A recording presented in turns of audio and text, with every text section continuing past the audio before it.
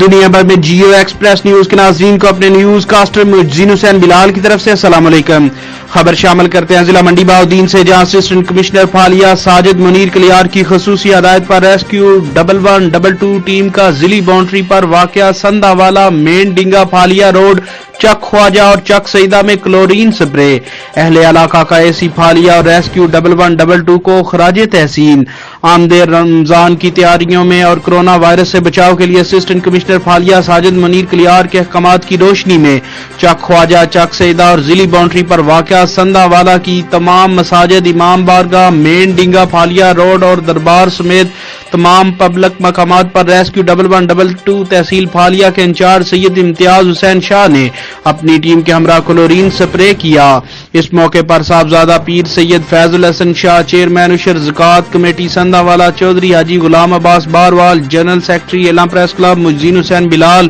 قاری نصیر احمد کلیار اور اہل علاقہ نے assistant commissioner Phalia Sajid Munir Kalyar, in charge rescue 1112 Phalia Syed Imtiaz Hussain شاہ اور ان کی ٹیم کا شکریہ ادا کرتے ہوئے شاندار الفاظ میں خراج تحسین پیش کیا۔ اس موقع پر انچارج ریسکیو 1112 سید امتیاز حسین شاہ نے میڈیا سے گفتگو کرتے ہوئے کہا کہ اسسٹنٹ کمشنر فعالیہ ساجد منیر کلیار نے کہا ہے